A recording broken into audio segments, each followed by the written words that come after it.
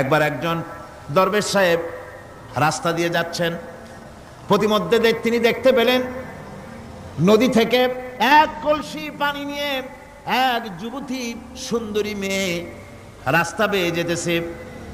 দরবেশ সাহেব দাঁড়ায় গেলেন আর ওই যুবতীর দিকে এক নজরে তাকায় আছেন, চোখে পলক দেয় না। এরপরে যুবতী থমকে দাঁড়ায় গেল। আধা বুড়া মানুষ, দাড়ি অর্ধেক পাইকে গেছে, দেখতে দেখায় খুব বুজুর্গ মানুষ, কিন্তু রাস্তায় আমার একা পাইয়া এমনি করে তাকিয়ে আছে আর চোখ দিয়েও তো পানি পড়ে। ব্যাপারটা কি? দরবেশ কাঁদে কেন? প্রতিমধ্যে আমাকে একা পেয়ে দরবেশ কাঁদে কেন, তাকিয়ে আছে কেন? মহিলার চিন্তা জাগলো। শেখ সাদি রহমতুল্লাহ আলাইহি ঘটনা লিখেছেন, বাংলা কবিতার অনুবাদ করেছেন। একদা সুখদায়ক প্রমোদা বদন, দর্শন করি মম ঝরিল নয়ন। হেসে কহে সে রূপসী সবিস্ময় মন, কহ দেখি মহাশয় কহ কি কারণ। বিষয় বিরাগী তুমি ভুবনে প্রচার, কি হেতু জন্মিল তব মানস বিকার। যুবতী মেয়েটি বলছে, ওগো দরবেশ সাহেব, হুজুর সাহেব, আমি একটা যুবতী মেয়ে লোক, রাস্তায় আমাকে একা পেয়ে আপনি আমার দিকে তাকায় আছেন আর কাঁদতেছেন। এই বৃদ্ধ বয়সে ভীমরতি হলে কেন? আমাকে দেখে কাঁদেন কেন আর এক নজরে কেন তাকায়ছেন? কারণটা কি? কি কুমতলব আছে? দরবেশ সাহেব বলছেন, হেসে কহিলাম বালে করহ শ্রবণ, নেত্র ঝরে তবু হেতু ভেব না এমন। হে রূপসী মেয়ে, তোমার জন্য আমি কান্দি, একথা একবারও চিন্তা করো না। যে শিল্পী রচিল এই সুধাংশু বদন, তাহার তরে ঝরে নেত্র নয়নে জীবন। তোমার প্রেম পাওয়ার জন্যে তোমাকে দেখে লোবাতুর এবং কামুক হয়ে তোমার দিকে তাকায় কান্দি, একবারও ভেব না। আল্লাহর কসম, আমি কাঁদতেছি তোমার এত সুন্দর স্বাস্থ্য আর চেহারা যে আল্লাহ রাব্বুল আলামিন বানায় দিলেন, না জানি সেই আল্লাহ কত সুন্দর। যার সৃষ্টি এত সুন্দর সে আল্লাহ রাব্বুল আলামিন না জানি কত সুন্দর। আল্লাহ পাক সেই সুন্দর আল্লাহ রাব্বুল আলামিনকে দেখার তৌফিক যেন আমরা পাই। জোরে কোন আমিন, আরো জোরে বলেন আমিন। আল্লাহ পাক বলছেন, আমি সুন্দর করে সব তৈরি করে দিয়েছি। বুঝবে তারা যারা চিন্তাশীল, যারা গবেষণা করে। ইন্না ফি খালকিস সামাওয়াতি ওয়াল আরদি ওয়া ইখতিলাফিল লাইলি ওয়ান নাহার লাআয়াতিন লিউলিল আলবাব। নিশ্চয়ই যারা নাকি জ্ঞানবান, তারা রাত এবং দিনের পরিবর্তন, আকাশ এবং জমিনের সৃষ্টি ইত্যাদির ব্যাপারে, এই সৃষ্টি নৈপুণ্যতার ব্যাপারে তারা চিন্তা করে, গবেষণা করে। রাত এবং দিনের পার্থক্য মানুষের জীবনকে জীবন পদ্ধতিকে দুই ভাগে বিভক্ত করেছে, রাত এবং দিন। দেখেন আল্লাহর রহমত এবং কুদরত সব জায়গায়।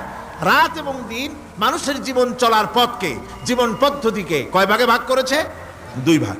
আল্লাহ পাক বলেন, ওয়াজআলনাল লাইলা লিবাসান ওয়াজআলনান নাহারা মাআশা।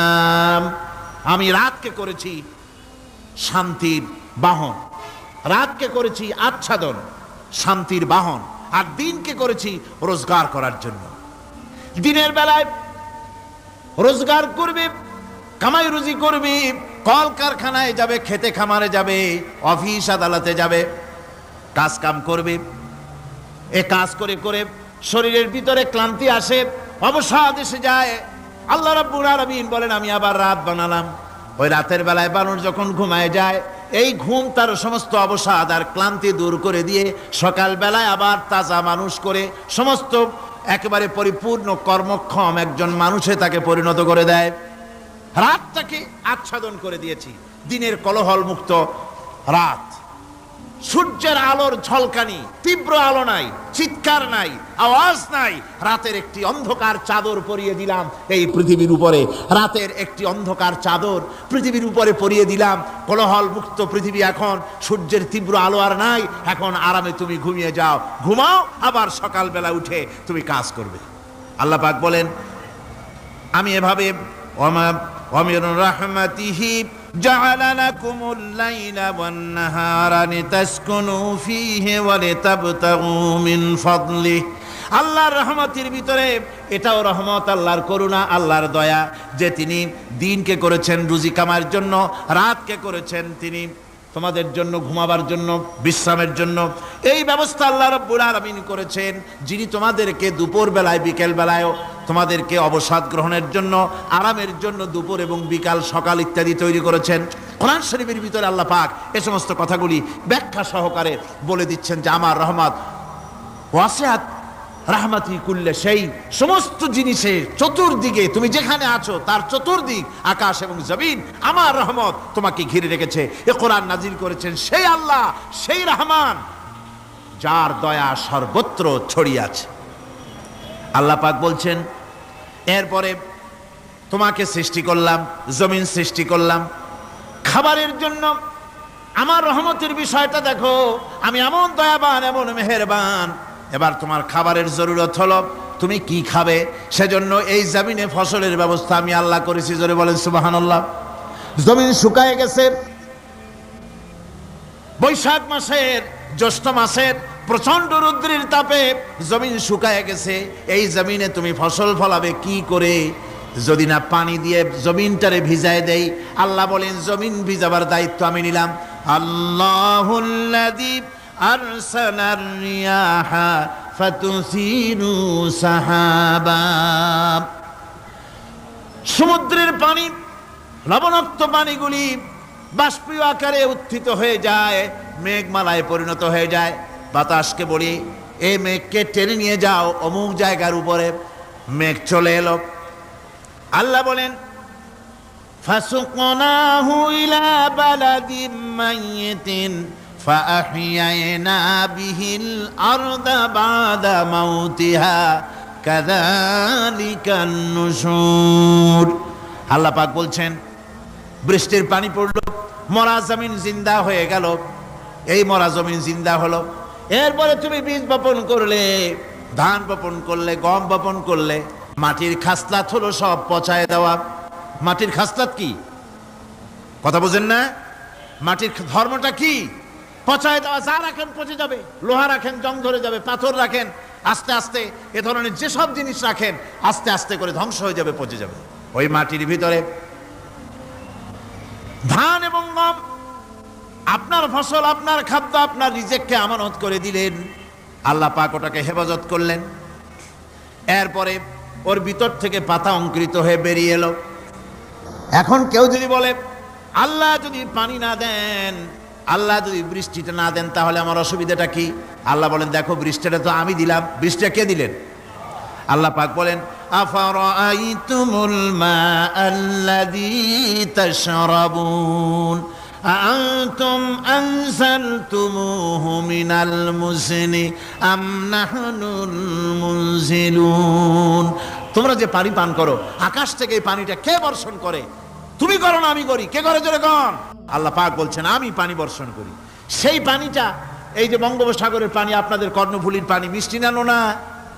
কি পানি জোরে কোন? এই নোনা পানি আকাশে উঠলো। আল্লাহ পাক বলেন ইচ্ছে যদি করতাম লাউ নাশাউ জাআলনাহু জাজান ফালাউলা তাশকুরুন। পানি উঠালাম, নোনা পানি, ইচ্ছে করলে লবণাক্ত অবস্থায় অবতীর্ণ করে দিতে পারতাম, জমিনের ফসল সব নষ্ট হয়ে যেত।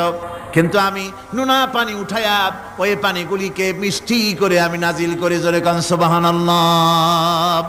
আল্লাহ পাক বলেন গাছ উদ্গত করে দিলাম, গাছ এবার বড় হলো। এই গাছ আল্লাহ রাব্বুল আলামিন এই গাছ তৈরি করলেন। এই গাছ শুধু আপনার জ্বালানি দেয় না, গাছ শুধু ফল দেয় না, এই গাছ মানুষের জন্য, গাছ হচ্ছে বন্ধু। মানুষের জন্য গাছ কি? জোরে কোন কি? বন্ধু। সেই বন্ধুরে জন্মের কাটা কাটবেন নাকি? এই গাছ তৈরি হচ্ছে। গাছ বন্ধু কি করে? গাছ বন্ধু হচ্ছে আমরা যে শ্বাস প্রশ্বাস নেই, মুখের থেকে নাকের থেকে যে শ্বাসটা ফেলি, সেটা হচ্ছে আমরা গ্রহণ করি বাতাস থেকে অক্সিজেন, ছেড়ে দেয় কার্বন ডাই অক্সাইড। এটা হচ্ছে বিষ। এটা কি? আমরা নিলাম পরিশুদ্ধ অক্সিজেন, নিলাম, ছেড়ে দিলাম এটাকে বিষ করে। এই বিষটা ছড়িয়ে গেল। এখন এই বিষ যদি আল্লাহ পরিশুদ্ধ করার কোনো ফ্যাক্টরি না বানাতেন, তাহলে পৃথিবীর সমস্ত প্রাণী মরে যেত। সুবহানাল্লাহ কইতে ইচ্ছে করে না? আল্লাহ পাক কি ব্যবস্থাটা করলেন। কোন দুনিয়ায় ফ্যাক্টরি নাই মানুষ যে বিষাক্ত করে দেয় আবহাওয়াকে, সেটাকে রিফাইন করার ব্যবস্থা মানুষের কাছে নাই। আল্লাহ ব্যবস্থা করেছেন কি, আল্লাহ পাক গাছ বানায় দিলেন, গাছের সবুজ শ্যামল রং, ঘাসের সবুজ শ্যামল রং, তার খাদ্য হতেছে আপনি যেটা ছেড়ে দেন, আপনার জন্য যেটা বিষ সেটা হচ্ছে তার জন্য খাদ্য। কার্বন ডাই অক্সাইড গাছ টেনে নেয়, সারা রাত টানতে থাকে, অক্সিজেন থেকে বাতাস থেকে সারা রাত টানতে থাকে, কার্বন ডাই অক্সাইড খাবার হিসাবে সে টেনে নেয়। আর দিনের বেলায় যখন রোদ ওঠে, সূর্যের উত্তাপ আর গাছের সবুজ রং দুটোতে মিলে এক প্রকারের রন্ধন ক্রিয়া হয়, রাঁধা হয়। সেই রান্নার মাধ্যমে গাছের ভিতর থেকে গাছ আবার অক্সিজেন মানুষের জন্য, প্রাণীর জন্য ছেড়ে দেয়। সুবহানাল্লাহ। তো গাছ আপনার জন্য বন্ধু, একদিকে গাছ আপনার এই কাজ করলো, ফার্নিচার বানাইলো, ছায়া দিল, ফল দিল। আল্লাহ পাক বলেন এই গাছগুলি কে তৈরি করলো? মিয়া তুমি করছো? না আমি করছি। আমি আমার রহমত দিয়ে তোমারে গাছ বানাই দিলাম, এরপরে ফসল দিলাম, ফসল হলো, তোমার তরি তরকারি হলো, সব কিছু তোমার হয়ে গেল। এবার ফসল দেখা মানুষে যখন দেখে জমিনে বড় বড় ধানের গোছা হয়েছে, মোটা মোটা ধানের গোছা হয়েছে, মোছে তখন তেল মাখে আর নতুন নতুন গানের আয়োজন করে। এবার ফসল বেশি হয়েছে, গান, থিয়েটার, বাজনা, গুনাগার বিবি, কত রকমের গানের ব্যবস্থা করে ফেলে। জমিনে ফসল আর মোছে তেল মাখে আনন্দে। আল্লাহ রাব্বুল আলামিন বলেন লাউ নাশাউ লাজআলনাহু হুতামান ফাযান্তুম তাফাক্কাহুন। আমি যদি ইচ্ছে করি তোমার জমিনের সমস্ত ফসলটাকে আমি সম্পূর্ণ কুটায় পরিণত করে দিতে পারি, তুষে পরিণত করে দিতে পারি। পারেন না? ধানের ভিতরে আল্লাহ যদি চাউল না দেন তাহলে সব তুষ হয়ে যাবে না? তখন কি করবেন আপনারা? কি করবেন? কোন বাংলাদেশ তখন হরতালের দেশ। যখন আপনি দেখলেন যে জমিনে ধানে এবার সব তুষ হইছে, তখন আল্লাহর বিরুদ্ধে হরতাল করেন। লাভ হবে কিছু? লাভ হবে? আল্লাহর বিরুদ্ধে আপনারা অনশন ধর্মঘট করেন, লাভ হবে কিছু? কোনো লাভ হবে না। আল্লাহ রাব্বুল আলামিন বলেন কোনো লাভ হবে না, বরং তোমরা তখন বলবে ইন্না লামুগরামুন বাল নাহনু মাহরুমুন। কপালে তখন আঘাত করবে, করাঘাত করতে থাকবে আর বলবে যে আরে কপাল পোড়া হয়ে গেলাম, হতভাগ্য হয়ে গেলাম, বঞ্চিত হয়ে গেলাম, আল্লাহর রহমত থেকে সর্বনাশ হয়ে গেল। তখন কপালে আঘাত করা ছাড়া আর কিছুই করতে পারবে না। আল্লাহর বিরুদ্ধে মিছিল চলে না, সমাবেশ চলে না, বিক্ষোভ চলে না, হরতাল চলে না। মহান আল্লাহ রাব্বুল আলামিন বলছে দেখো এইভাবে করে তোমার ফসলের ব্যবস্থা আমি আল্লাহ করেছি। আমি রহমান, আমি আল্লাহ পাক কি এমন রহমান।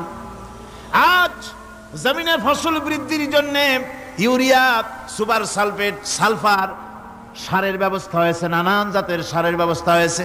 যখন এই সার মানুষ তৈরি করতে শেখে নাই, আবহমান কাল থেকে এই জমিনের জন্য সারের ব্যবস্থা কে করেছেন? জোরে কোন?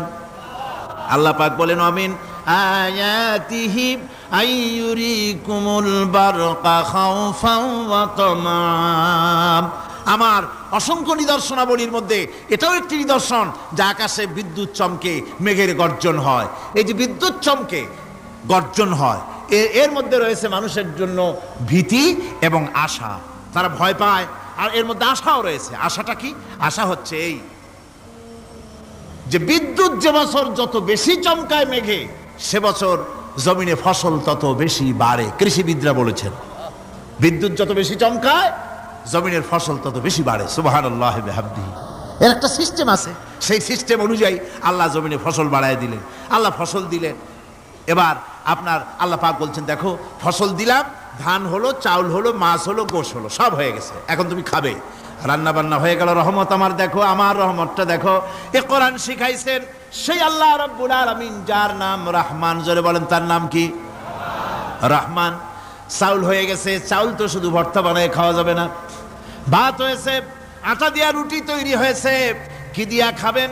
আল্লাহ রাব্বুল আলামিন আপনার পুকুরের ভিতরে মাছ দিয়া দিলেন, জন্তু জানোয়ার দিলেন, চার পায়া জানোয়ারের গোশত হালাল করে দিলেন, পাখির মাংস আল্লাহ রাব্বুল আলামিন হালাল করে দিলেন। এখন মাছ হলো, গোশ হলো। মাছ আর গোশ সিদ্ধ করে খাওয়া যাবে? জোরে বলেন যাবে? যাবে না। তার গন্ধ নষ্ট করতে হবে আর সুঘ্রাণ সৃষ্টি করতে হবে। এই গন্ধ নষ্ট করে সুঘ্রাণ সৃষ্টি করার জন্য লবঙ্গ তৈরি করলেন কে? কথা কন না কেন? এলাচি কার? দারচিনি কার, লবণ কার, মরিচ কার, হলুদ কার, পেঁয়াজ কার? সুবহানাল্লাহ বিহামদি। এত নিয়ামত আল্লাহ রাব্বুল আলামিন বলেন, ওয়া ইন তাউদ্দু নি'মাতাল্লাহি লা তুহসুহা। আমার নিয়ামত গণনা করে করে আমার নিয়ামত গুণে শেষ করতে পারবে না, এত নিয়ামত আমি দান করেছি। এরপরে তরি তরকারি হলো, মাছ গোশ খেতে খেতে অস্থির হয়ে যাবে, তারপরে তরি তরকারি দিলাম, শাক সবজি দিলাম, সব কিছু আমি আল্লাহ রাব্বুল আলামিন দিয়েছি। আমার নাম রহমান, তোমার সমস্ত প্রয়োজন আমি দিয়েছি, মিটাই দিয়েছি। এবার তরি তরকারি হলো, আর মানুষ তরি তরকারি খাইলো, আল্লাহ শুকর আদায় করলো না। শুকর আদায় করে না। এত সুন্দর মজার কদু, সেই কদু খায়, আর কদু খাইয়া মোসে তাও মারে, আর বলে স্বাদের লাউ বানাইলো বৈরাগী। আল্লাহ শুকর আদায় করে, আল্লাহর নিয়ামতের শুকরিয়া আদায় করে না। পৃথিবীর বুকে এমন কোন বিচরণশীল জীব নাই যে জীবের রিস্কের দায়িত্ব আমি আল্লাহ গ্রহণ করি নাই। সমস্ত রিস্কের দায়িত্ব কে নিয়েছেন? চিল্লায় কোন? আল্লাহ সুবহানাহু ওয়া তাআলা। আচ্ছা আপনি কোন তো দেখি, একজন জমিদার, একজন বড় লোক, চৌধুরী, খুব বড় লোক, তার বাড়িতে 20 জন লোক গেছে রাতের বেলায়। 20 জন লোক গিয়ে মেহমান হইল। মেহমান হইয়া তারা বলতেছে, সাহেব আমরা তো মেহমান, আমি এক একজন এক এক রকমের খাবার চাইলো। একজনে বলল আমি হরিণ খাবো, আর একজনে কয় আমি মুরগি খাবো, আর একজনে বললো আমি খরগোশ খাবো, আর একজনে বললো আমি হাতি খাবো, আর একজনে বললো আমি ছাগল খাবো। 20 জন মানুষে 20 রকমের খাবার চাইলো। একজনে কয় বোয়াল মাছ খাবো, আর একজনে কয় রুই মাছ খাবো। 20 জনে 20 রকমের খাবার দাবি করলো।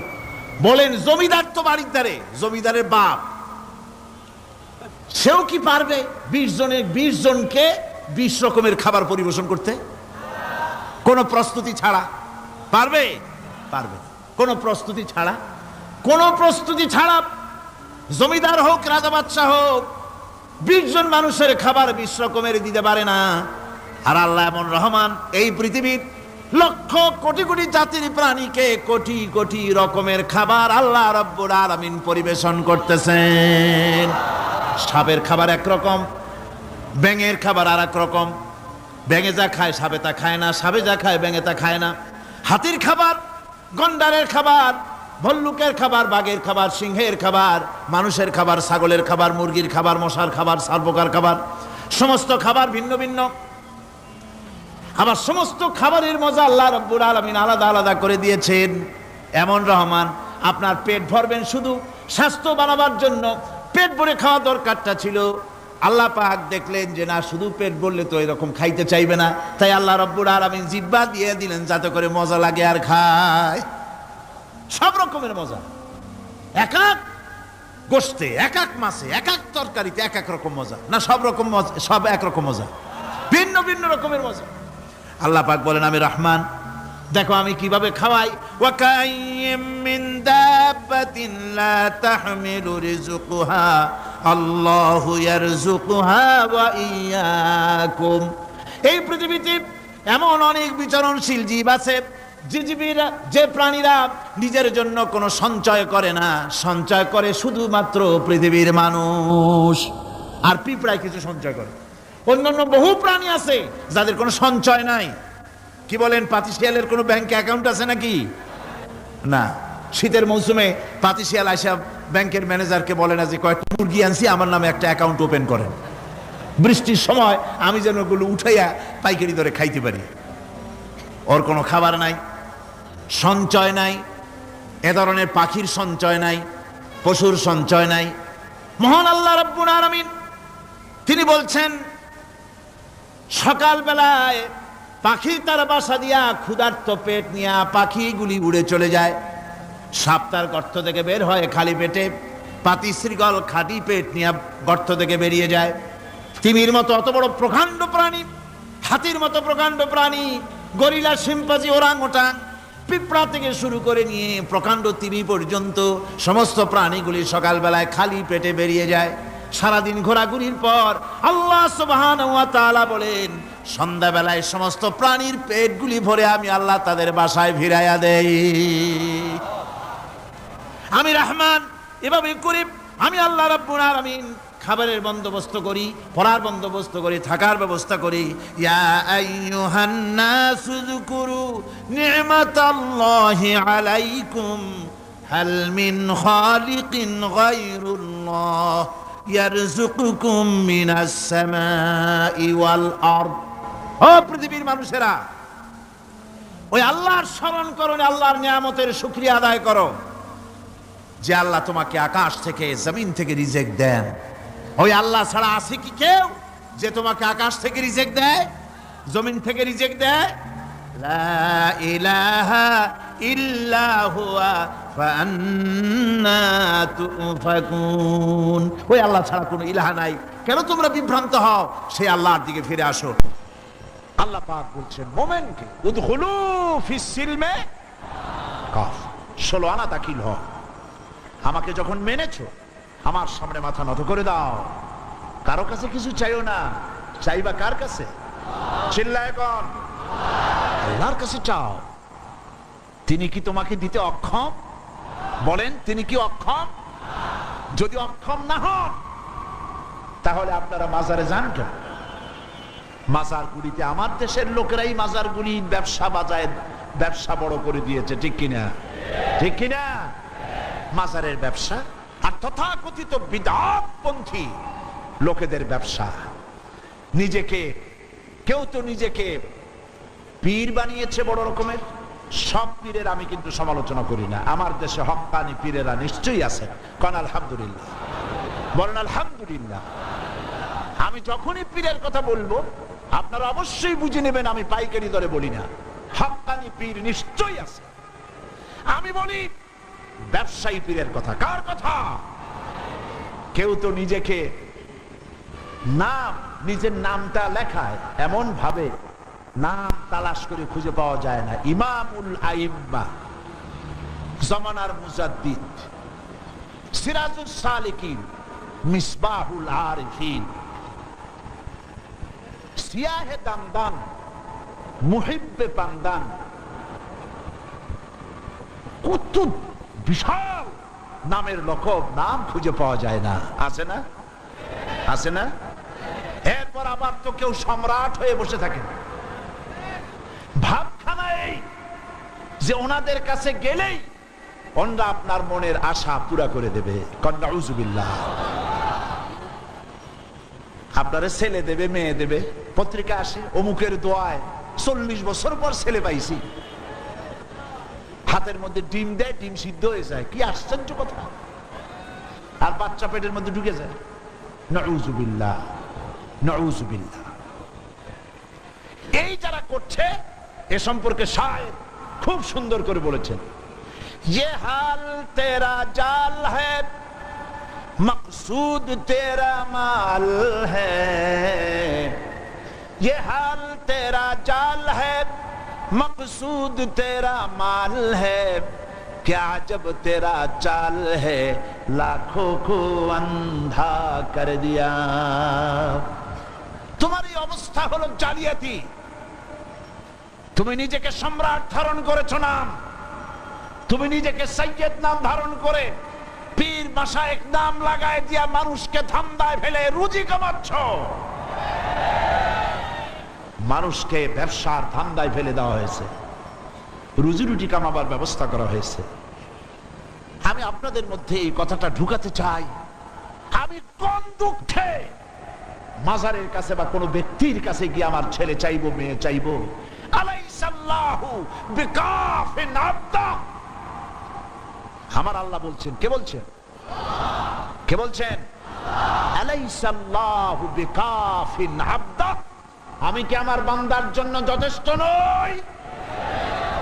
জবাব দিতে কিন্তু আপনারা পারেন নাই। প্রশ্নটা কার? প্রশ্নটা কার? আবার শুনুন আর মুমিনের মতো জবাব দিবেন। আলাইসাল্লাহু বিকাফিন আবদা। আমি কি আমার বান্দার জন্য যথেষ্ট নই? বলুন অবশ্যই যথেষ্ট। মাজারের কাছে যায়, খাজা বাবার কাছে, ইয়া খাজা মেরে মতলব কো পুরা কর দে। খাজায় আপনার মতলব পুরা করবে কেমনে? ওনার মতলবই তো পুরা করছে আল্লাহ। কে পুরা করেছেন? আল্লাহ পাক করেছেন। সুতরাং খাজা আপনার মতলব পুরা করতে পারবে না। আপনার মনের আশা পূর্ণ করার মালিক কে? জোরে বলেন কে? ওয়াইজা সাআলতা ফাসআলিল্লাহ ওয়াইজা ইসতাআনতা ফাসতাইন বিল্লাহ। যদি কিছু চাইতে হয় আল্লাহকে, আল্লাহর কাছে চাও। কিছু বলতে হয় আল্লাহকে বলো। আর আল্লাহরে ছেড়ে দিবা তাহলে কোথায় যাবা? ওটা তো আছেই, আরো কিছু আছে। আমাদের গ্রাম এলাকায় বিভিন্ন দেশে দাঁত যখন পড়ে যায়, ছোটবেলায় দাঁত পড়ে না? অবশ্য আপনাদের পড়ে নাই নাকি? পড়ছে। দাঁত পড়লে ওই দাঁত নিয়ে মুরব্বীরা বলে দাঁতটা নিয়ে যাও ইন্দুরের গর্তের কাছে, যাইয়া বলো ইন্দুর ভাই আমার এই দাঁতটা নিয়ে তোমার ছোট্ট চিকুন দাঁতটা দাও। হায়রে কপাল পোড়া, তুমি আল্লাহরে ছাড়ছো, আল্লাহ তোমার ইন্দুরের পায়ের কাছে নিয়ে হাজির করে দিছে। যা মর ইন্দুরের কাছে যাইয়া। আবার কোন কোন এলাকায় আছে গর্ভবতী নারী ডেলিভারি হবে, প্রসব যন্ত্রণায় কাতরাচ্ছে, মুরব্বীরা বলে বিড়ালের পাও ধরিয়া মাপ চাও। কি আশ্চর্য কথা! গর্ভবতী নারীর ডেলিভারির সাথে বিড়ালের পাও ধরার সম্পর্ক কি? বিড়ালের কাছে এই মা কি অন্যায় করেছে যে বিড়ালের পাও ধরে মাপ চাইবে? তার মানে হচ্ছে আল্লাহরে ছেড়েছ, ইন্দুরের পাও ধর, বিড়ালের পাও ধর। আরো আছে চট্টগ্রামে বাজে বস্তান, বিরাট একটা পুকুর, সেই পুকুরের মধ্যে আছে কচ্ছপ। মুসলমান, আমার নিজের চোখে দেখেছি মুসলমান সেখানে গিয়ে কচ্ছপ গুলা মানুষের খাইয়া খাইয়া খুব বুজুর্গ টাইপের হয়েছে, বিরাট বিরাট, গায়ে শ্বেতা পড়ে গেছে। মুসলমান সন্তান, মুসলমান নরনারী কচ্ছপের পায়ের উপরে হাত দিয়ে হাতে চুমা খায়। তুমি আল্লাহরে ছেড়েছ, আল্লাহ তোমার কসম পর্যন্ত পৌঁছায় দিছে। নাউযুবিল্লাহ, জোরে কন নাউযুবিল্লাহ। ওখানে দেখেছি গাছের সাথে ঝুলানো পাথর আর ইট।